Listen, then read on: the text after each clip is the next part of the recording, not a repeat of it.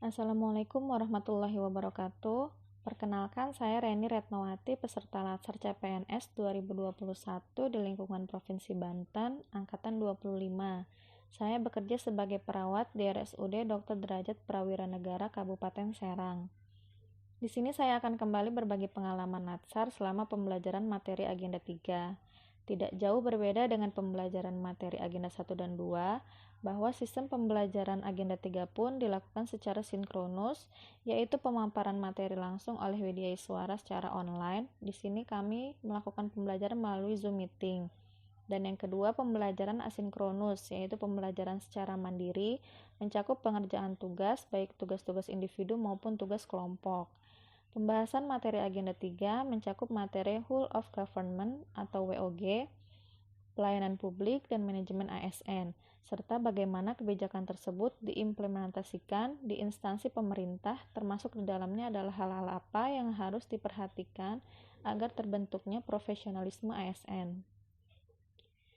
Yang pertama yaitu WOG.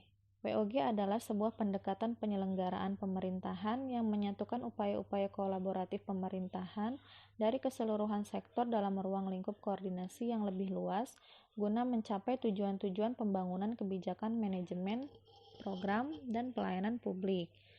Kedua, pelayanan publik menurut Undang-Undang Nomor 25 Tahun 2009 yaitu dijelaskan bahwa pelayanan publik adalah kegiatan atau rangkaian kegiatan dalam rangka pemenuhan kebutuhan pelayanan sesuai dengan peraturan perundang-undangan bagi setiap warga negara dan penduduk atas barang, jasa, dan atau pelayanan administratif yang disediakan oleh penyelenggara pelayanan publik.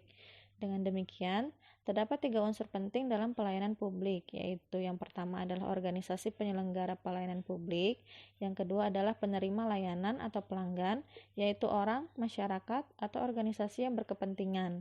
Dan yang ketiga adalah kepuasan yang diberikan dan atau diterima oleh penerima layanan atau pelanggan itu sendiri.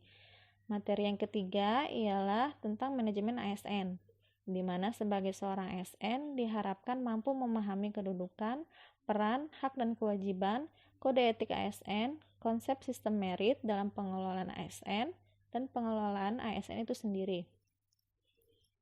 Pegawai ASN berkedudukan sebagai unsur aparatur negara yang menjalankan kebijakan yang ditetapkan oleh pimpinan instansi pemerintah serta harus bebas dari pengaruh dan intervensi semua golongan dan partai politik. Berdasarkan jenisnya, pegawai ASN terdiri atas pegawai negeri sipil dan pegawai pemerintah dengan perjanjian kerja. Pegawai negeri sipil yaitu warga negara Indonesia yang memenuhi syarat tertentu, diangkat sebagai pegawai ASN secara tetap oleh pejabat pembina kepegawaian untuk menduduki jabatan pemerintahan dan memiliki nomor induk pegawai secara nasional.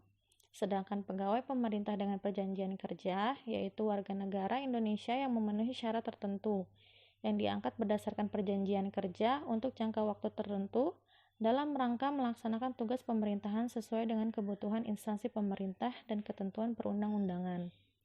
Untuk dapat menjalankan perannya dengan baik, pegawai ASN memiliki fungsi sebagai berikut. Yang pertama, sebagai pelaksana kebijakan publik, yang kedua sebagai pelayan publik, dan yang ketiga sebagai perekat dan pemersatu bangsa. Agar dapat melaksanakan tugas dan tanggung jawabnya dengan baik, dapat dilakukan dengan meningkatkan produktivitas, menjamin kesejahteraan ASN dan akuntabel, maka setiap ASN diberikan hak seperti gaji, tunjangan, fasilitas, cuti, jaminan pensiun dan jaminan hari tua, perlindungan dan pengembangan kompetensi. Sesuai dengan asas proporsionalitas ASN yang telah memperoleh hak, tentu harus menjalankan kewajibannya sesuai dengan tugas dan tanggung jawabnya. Sebagai profesi, ASN bekerja dengan berlandaskan pada kode etik dan kode perilaku. Kode etik dan kode perilaku ASN yang diatur dalam Undang-Undang ASN menjadi acuan bagi para ASN dalam penyelenggaraan birokrasi pemerintah dan bertujuan untuk menjaga martabat dan kehormatan ASN. Penerapan sistem merit dalam pengelolaan ASN mendukung pencapaian tujuan dan sasaran organisasi serta memberikan ruang bagi transparansi, akuntabilitas, objektivitas, dan keadilan. Beberapa langkah nyata yang dapat dilakukan untuk menerapkan sistem ini baik dari sisi perencanaan kebutuhan yang berupa transparansi dan jangkauan informasi kepada masyarakat maupun jaminan objektivitas dalam pelaksanaan seleksi. Untuk menghasilkan ASN yang profesional, memiliki nilai dasar, etika profesi, bebas dari intervensi politik, bersih dari praktik KKN, pengelolaan ASN dapat diatur dalam manajemen ASN.